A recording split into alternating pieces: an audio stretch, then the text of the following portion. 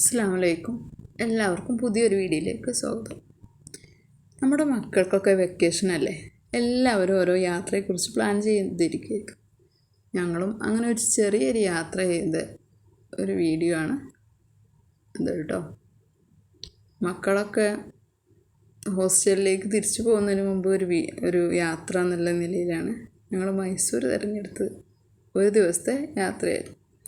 ഞങ്ങൾ രാവിലെ സുബഹി നിസ്കരിച്ച് 5 മണിക്ക് ഞങ്ങൾ വീട്ടിൽ നിന്ന് ഇറങ്ങിയിരിക്കുന്നത്. ഞങ്ങൾക്ക് കഴിക്കാനുള്ള ഭക്ഷണമൊക്കെ കയ്യിൽ കരുതിയിട്ടാണ് യാത്ര തുടങ്ങിയത്. അതുകൊണ്ട് തന്നെ കർണാടകയിൽ എത്തുന്നതിന് മുമ്പ് ബ്രേക്ക്ഫാസ്റ്റ് കഴിച്ച് രാവിലെ ഒരു 9 മണിയോടുകൂടി ഞങ്ങൾ മൈസൂരിലെത്തിയിട്ടുണ്ട്. കറക്റ്റ് സമയമായിരുന്നു. ടിക്കറ്റ് കൊടുക്കുന്ന സമയമാകുമ്പോൾ ഞങ്ങൾ അവിടെ എത്തിയിട്ടുണ്ട്. അങ്ങനെ ടിക്കറ്റൊക്കെ എടുത്ത് ചെരുപ്പൊക്കെ നമുക്കൊരു സഞ്ചിയൊക്കെ തരുമല്ലേ, ചെരുപ്പിട്ടിട്ട് പാലസിൻ്റെ ഉള്ളിൽ കയറാൻ പാടില്ല. അങ്ങനെയാണ് ഞങ്ങൾ പാലസിൻ്റെ ഉള്ളിൽ കയറി. ഭയങ്കര അത്ഭുതപ്പെടുത്തുന്ന കാഴ്ചയായിരുന്നു പാലസിൻ്റെ ഉള്ളിൽ കേട്ടോ. ഇതൊക്കെ കണ്ടാൽ നിങ്ങൾക്ക് മനസ്സിലാവും എത്രത്തോളാണ് ഓരോ ഭാഗവും അവർ നിർമ്മിച്ചിട്ടുള്ളത്.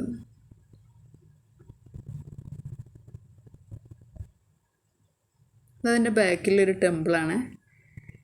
നമ്മുടെ ഈ പാലസ് രാത്രി കാണാനായിരിക്കും കൂടുതൽ ഭംഗി. കാരണം അതിൻ്റെ ചുമരുമ്പിലൊക്കെ നിറയെ ബൾബുകളാണ്.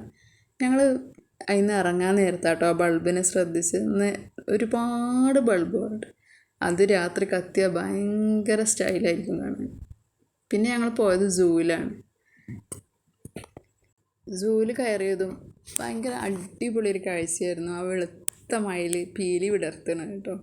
അതങ്ങനെയൊന്നും കാണില്ല എന്നാണ് പറഞ്ഞത്. പക്ഷെ ഞങ്ങൾ ചെന്ന സമയത്ത് ഇങ്ങനെ അതിൻ്റെ ഉള്ളിലൂടെ ഇങ്ങനെ നടന്നപ്പോഴാണ് ആൾക്കാരിങ്ങനെ കൂക്കണ ശബ്ദം കേട്ട് നോക്കിയപ്പം മയിലിങ്ങനെ ആ പീലി വിടർത്തി ആടുന്നൊരു രംഗമാണ് ഞങ്ങൾ കണ്ടത്.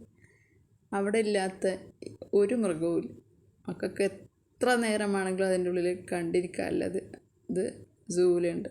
ഒരു 2 മണി വരെ 2-2:30 വരെ ഞങ്ങൾ സൂവിലായിരുന്നു. അതിനുശേഷം ഭക്ഷണം കഴിച്ചൊക്കെ ചെയ്തിട്ടാണ് ഞങ്ങൾ ടിപ്പുവിൻ്റെ ഖബറുടെ ഉള്ള സ്ഥലത്തേക്ക് പോയത് കേട്ടോ. അവിടെ നമുക്ക് ചെരുപ്പ് അഴിച്ചു വെച്ചിട്ടാണ് നമ്മളവിടെ കയറേണ്ടത്. ഈ കെട്ടിടത്തിൻ്റെ ഉള്ളിലാണ് ടിപ്പുവിൻ്റെയും പാപ്പാൻ്റെയും ഉമ്മാൻ്റെയും ഖബറുടെ ഉള്ളത്. അതിൻ്റെ ഉള്ളിൽ നമുക്ക് ഫോട്ടോ എടുക്കാനൊന്നും പറ്റില്ല. അതുകൊണ്ടാണ് പുറത്തുനിന്നെടുത്ത്. എൻ്റെ അടുത്ത് തന്നെ ഒരു പള്ളിയുണ്ട് കേട്ടോ. ഇത് ടിപ്പുവിൻ്റെ സമ്മർ പാലസാണ്. ഇതിൻ്റെ ഉള്ളിലും കുറച്ച് സമയമൊക്കെ നമുക്ക് കാണാനുള്ളതുണ്ട്.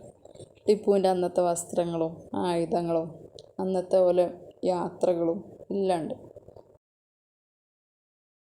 പിന്നെ ഞങ്ങൾ പോകുന്നത് വൃന്ദാവൻ ഗാർഡനിലേക്കാണ്. വൈകുന്നേരമായിട്ടുണ്ട്. അപ്പോൾ അവിടെ ആ മ്യൂസിക് നൈറ്റൊക്കെ നടക്കാറുണ്ട്. അന്ന് അത് നിർത്തി വെച്ചിട്ടുണ്ട് എന്നാണ് പറഞ്ഞത്. അതുകൊണ്ട് തന്നെ ഞങ്ങൾ പെട്ടെന്ന് തിരിച്ചു പോരുകയാണ് ചെയ്തത്.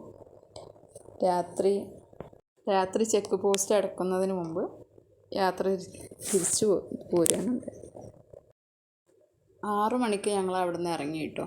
അങ്ങനെ 7:45-8 മണിയായപ്പോൾ ഞങ്ങൾ ചെക്ക് പോസ്റ്റൊക്കെ കഴിഞ്ഞ് ഞങ്ങൾ നാട്ടിലെത്തി. എല്ലാവർക്കും ഈ വീഡിയോ ഇഷ്ടമായെന്ന് വിചാരിക്കുന്നു. അസ്സലാമു അലൈക്കും. Thanks for watching.